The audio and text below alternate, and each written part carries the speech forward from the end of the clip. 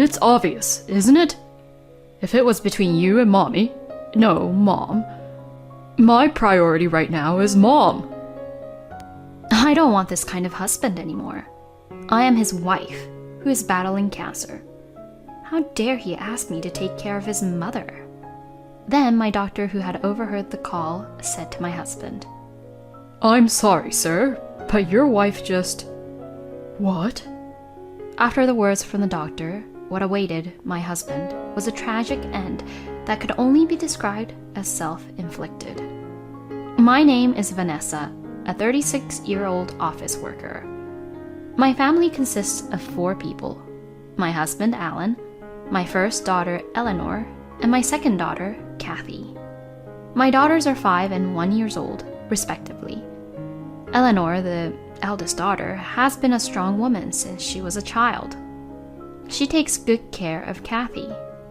Looking back, it was my daughters who always supported me when I was going through a difficult time. It was natural to think that ever since my husband, Alan, started to neglect his family. I know why. It all started with Connie, my husband's mother. I have hated this woman since the beginning of our marriage. She is a very old-fashioned person and a nagger. She has been sarcastic to me for any reason she can think of, but in the end, no matter what I do, Connie doesn't like it. I heard that every family has a problem between wife and mother-in-law, so I thought it was just the way of the world when I first got married. However, a few years later, I became pregnant with my first daughter, Eleanor. During the medical checkup, we were told all along that the gender was a boy. When I told my parents-in-law about this, they were unusually kind to me. However, when it came time to give birth, I was surprised to find out that it was a girl. My parents, who came to visit me, and I laughed together about how such a thing could happen. My parents-in-law also came to see me. Unlike my father-in-law, who looked at her kindly and said how cute she was, my mother-in-law glared at Eleanor. My mother noticed right away. I'm so happy to have a first grandchild, aren't you? Vanessa, you did a great job. It was a remark that was intended to soften the atmosphere, but after the next words from my mother-in-law, the place instantly froze. Is that so? I heard it was a boy. I feel like I've been tricked by Vanessa. I raised both boys and girls in my family, but girls grow to talk back, so it's more difficult to raise a daughter. I would have loved to raise a boy again. Well, that was disappointing. Vanessa, next time, make sure to have a boy. What? What's with her? I mean, if it was a boy, were you going to raise him yourself? I glanced to the side and saw my mother even angrier than I was, with a monster-like expression. Hey, what did you just say? Are you disappointed? Do you want a boy next time? You're a woman too, right? Are you crazy? Apologize to my precious daughter and granddaughter right now. My mother is usually a mild-mannered woman, but my mother-in-law's words were so insane that she became furious. My mother-in-law flinched a little at my mother's change, but shouted back, What is this all of a sudden? It's so rude to call me crazy. It's offensive. My father-in-law, who was standing next to her, cuts in. It's true that you're crazy. You're a fool. My mother-in-law was quickly sent out of the hospital room. After that, my mother-in-law sent me an apology, probably forced. But such an apology could not possibly have touched my heart. I completely closed my heart to my mother-in-law. As expected, my mother-in-law was not at all interested in her grandchild, Eleanor. Nevertheless, she was very much loved by my father-in-law and my husband's sister, Melanie. And my husband, on the other hand, he did what he was told without complaint. However, he did not actively participate in the childcare. Better than doing nothing. I had heard that the husbands of my mom's friends were similar to my husband, so I just told myself it was the way it is. I gave my all to raise my child day after day, but then something happened to my husband. 2 months after our second daughter, Kathy, was born, my father-in-law had a heart attack and suddenly passed. My husband and I couldn't wrap our heads around the suddenness of the situation. My mother-in-law was very depressed. I couldn't go to places with my newborn Kathy, who couldn't even sit up yet. My prognosis after childbirth was not good either. "Vanessa, are you all right? You need to lie down for a while. We'll take care of the kids." Melanie and my in-laws were very kind to me. While I lied down, I saw my husband comforting his mother ever since his father passed away. I could understand my husband's concern for my mother-in-law, but I also thought that he should be the one taking care of the children as a father. Then they seemed to notice my gaze. My mother-in-law came up to me and said, "Hey, why are you sleeping? You're a wife. You're supposed to take the initiative in times like this." My mother-in-law's shrill voice echoed in my head. I looked at my husband, who was standing behind my mother-in-law. He quickly looked away. I was very sad. It seemed that my mother-in-law was the odd one out among the in-laws. "Hey, Mom, Vanessa just had a baby 2 months ago. How can you talk to her that badly? And you too, Alan. You should care a little about Vanessa and your daughters. Also, don't do such embarrassing things in front of your father." My sister-in-law said something like that to them.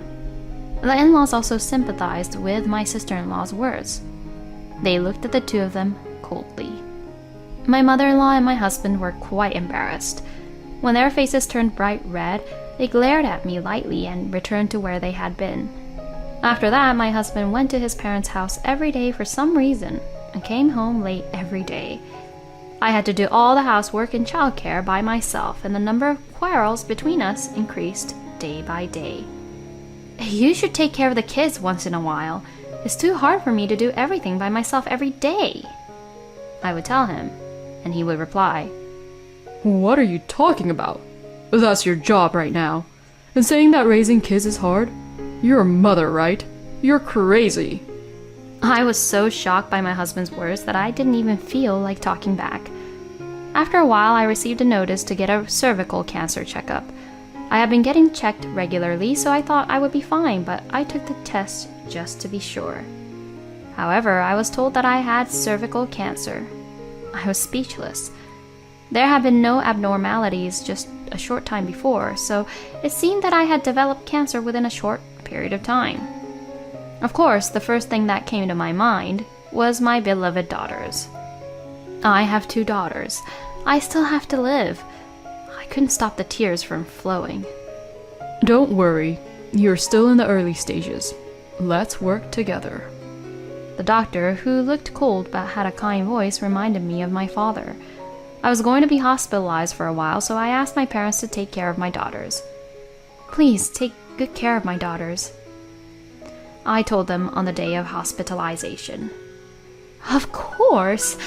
I'm so happy to be able to live with my grandchildren for a while. Vanessa, it's going to be okay." I thanked my mother for the bright response. Eleanor, my eldest daughter, looking at me worriedly and said, "Mommy, you are coming home from the hospital, okay?" "Yes, I'll definitely be back, good as ever," I answered, fighting back tears. I told my husband about my illness, but what was his reaction? Early stages? Good for you. You should ask your parents to take care of the kids. I've got work to do and I'm worried about my mom, so... I was so disgusted at my husband's decision to leave the children to my parents as if it were a matter of course. By the way, my husband and mother-in-law never came to visit me once during my stay in the hospital. When I get out of the hospital, I'm going to divorce him immediately. In my mind, that was the best choice I had, but my husband made a ridiculous request to me. We've had a call from your husband. He seems to be in a very bad mood." One day, as I was getting close to leaving the hospital, my phone started receiving a large number of calls from my husband in the morning. Naturally, I couldn't bring myself to answer them, so I ignored them. It seemed that he had given up calling me and decided to call the hospital. I wonder if he's thinking of apologizing. With this thought in mind, I picked up the phone. Why didn't you answer your phone? It's important. Come home right now. What? After that, I was speechless at the heartless words that came out of my husband's mouth. Mom fell down the stairs and sprained her leg. I have to go to work, and you're getting out of the hospital soon, right? Can't you get out a little early? Melanie's not around. You can take care of Mom instead. I couldn't keep my mouth shut. What are you talking about? You know I'm in the hospital with cancer, right? Are you treating me the same as if I have a sprain? That's going too far, isn't it? Are you crazy? I've been thinking for a while now.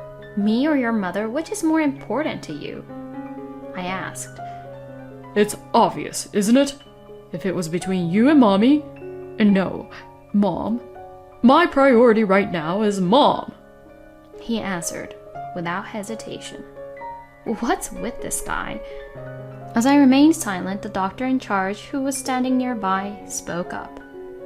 I'm sorry, sir, but your wife, she just told me that she is divorcing you.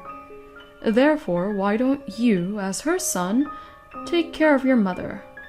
Or rather, since she's your parent in the first place, it is your role to take care of her, isn't it? Don't you think that's normal? You're asking her to leave the hospital early. Who the hell do you think you are? It's not up to you to decide. I'm the doctor. What? My husband was flustered on the phone because he was suddenly yelled at by a doctor he had never met. A few minutes before this happened, the doctor in charge had visited me in my hospital room. After I finished asking some question about how I was supposed to spend my time after leaving the hospital, he asked me, Is there anything else on your mind? Well, actually, my husband and I are thinking of getting a divorce. I'm worried about my children since my body is in such a state. But I guess you wouldn't be interested in any of this. I laughed weakly, and then a nurse came to visit me, holding the phone. I continued the doctor's words toward my husband. When I'm discharged from the hospital, I'm planning to talk about our divorce. I've wanted to talk for a long time, but I haven't been able to talk much lately because of someone who only sees his mommy. I dared to use the word mommy I had heard.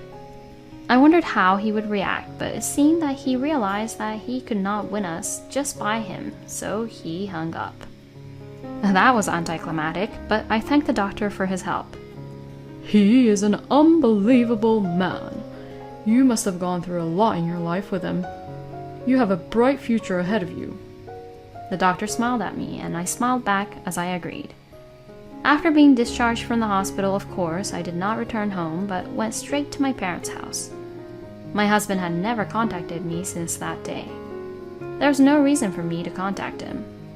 However, on the weekend, my husband suddenly visited my parents' house with an unwanted companion. Of course, it was my mother-in-law, who looked completely healed from her sprain. You say you're going to have a talk like you're the one in charge. You should be ashamed of yourself for involving your grandchildren and your parents in your selfishness. She raised her voice as she saw me. For my part, I think it's more embarrassing for you to just show up at someone's house and rant and rave in a loud voice. My mother, who said this without hesitation while snickering, was already ready to fight. Contrary to my mother, my father is calm. Well, look who's here. We can't all be standing in the doorway to talk. You should let them in, he said to my mother. I left my daughters with my mother and I started. I will now begin our discussion. First, I will never give up custody of my daughters.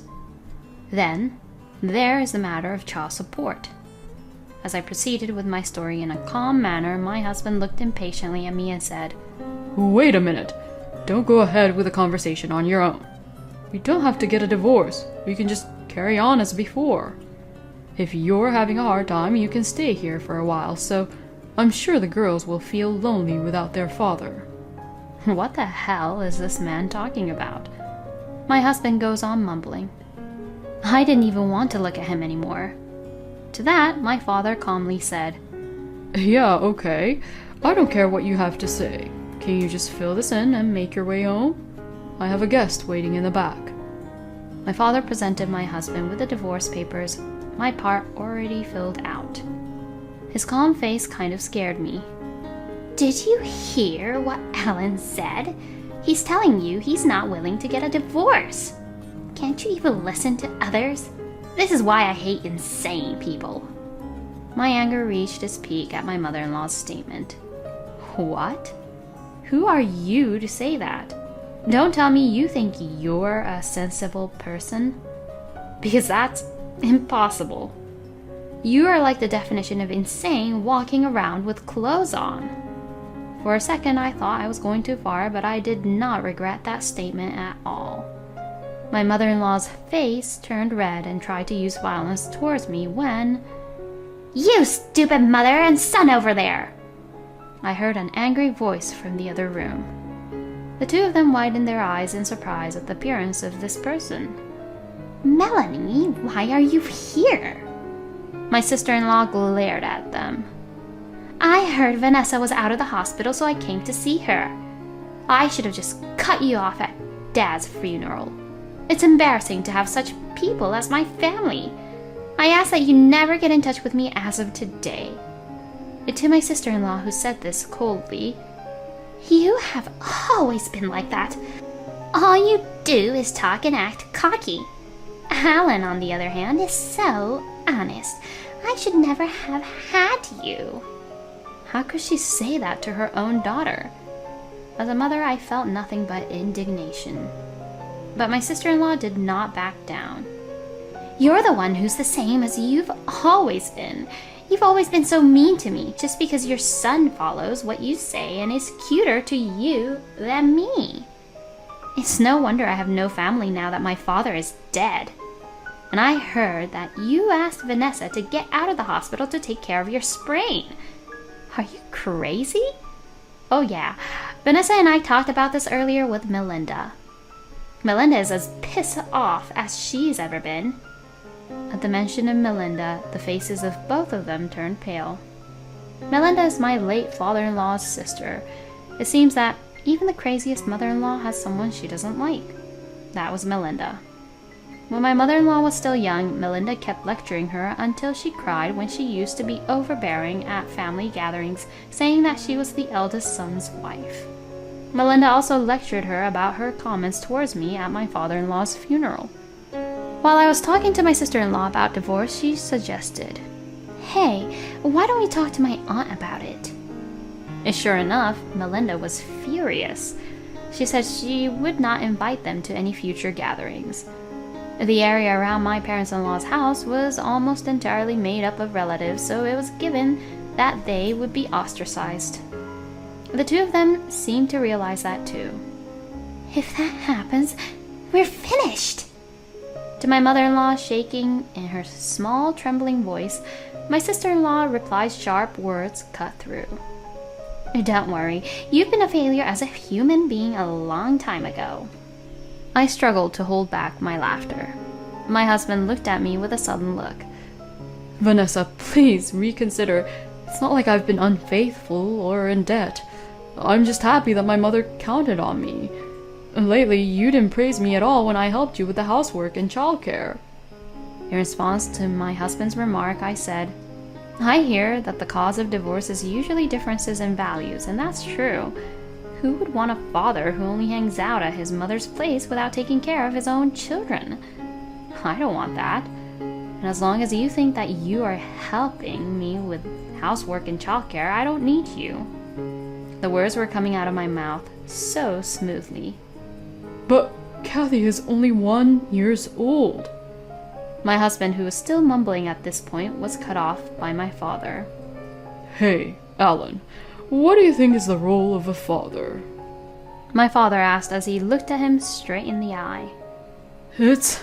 Well, money. As a father, I make money. Without delay, my father said, What? No, that's not it. That's your personal role, isn't it? And if it's about money, Vanessa has a job too, right?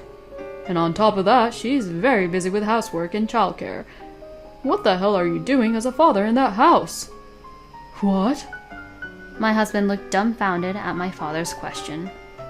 I told you when Eleanor was born that from now on you would take over for me and protect my daughter and grandchildren. Can you look me in the eye and tell me that you are doing that? I don't think you can. That's why I told you from the beginning to sign the divorce papers and get out of our life. What do I have to say to make you understand? My mother is the type who gets emotional when she is angry. My father, on the other hand, is the opposite. He is quiet and gets angry with a calm face. That is very scary. My husband couldn't say anything. My mother-in-law, who was standing next to him, was also in a state of absent-mindedness, as if her soul had been drained out of her. Here you go. I hand him a pen. With trembling hands, he finally started to sign. When he had finished writing, I said to him, I thank you for giving me 2 daughters. Kathy recently learned to walk. You wouldn't know, would you? As a father, can you tell me what they like to play with or what foods they like to eat? I am responsible for my daughters now. Please pay your child support. There is nothing else you can do for them as a father. My cold words made him finally grasp the situation. Tears began to well up in my husband's eyes. In the end, he fell face down on the desk and cried aloud. What was to become of the 2 of them? It seemed that Melinda gave them a lengthy lecture, but I have put up with it for many years. Melinda is a complete stranger to me now that my husband is gone. Helen was just a good, loving child. It's just an early-stage cancer. Just because his stupid wife made a big deal out of it. I'm the victim here. I'm going to sell this house and get the hell out of here. But my ex-mother-in-law forgot something important. The house was originally owned by my late grandfather-in-law. It was jointly inherited by my father-in-law and Melinda. In other words, the house could not be sold without Melinda's permission. Oh my, you're still here? And when are you leaving? Melinda was egging her, but she had nowhere to go, so she seemed to have quieted down completely. As for my ex-husband, he was working for a company owned by his family, but he had to be punished for his actions. He has changed from his desk-oriented job to a salesman, sweating profusely every day. He's not the type of person who is a hard worker, so his performance is always at the bottom of the list. His pride became shredded. He seems to be lying on a bed of nails because many of his co-workers are his relatives. But I think he deserves it, since it is the end result of his own actions. As expected, my ex-husband seems to have realized and moved away from his mother. However, my ex-husband has no one else to turn to but his mother, who seems to be contacting him every day. He seems to be neurotic now. From my point of view, I think they are both crazy, so they should go ahead and do whatever they want to do. I am too busy raising my children to spend a second thinking about them. I feel much better than I did before the divorce. I don't have to cook meals for my ex-husband who would come home unannounced. I can do housework and childcare at my own pace. I have now returned to work and I am doing my best with the support of my parents. The biggest source of emotional support is the smiling faces of my daughters. I hope that my ex-husband will regret for the rest of his life that he was not able to watch his beautiful children grow up. Thinking of this, I vow to be a strong mother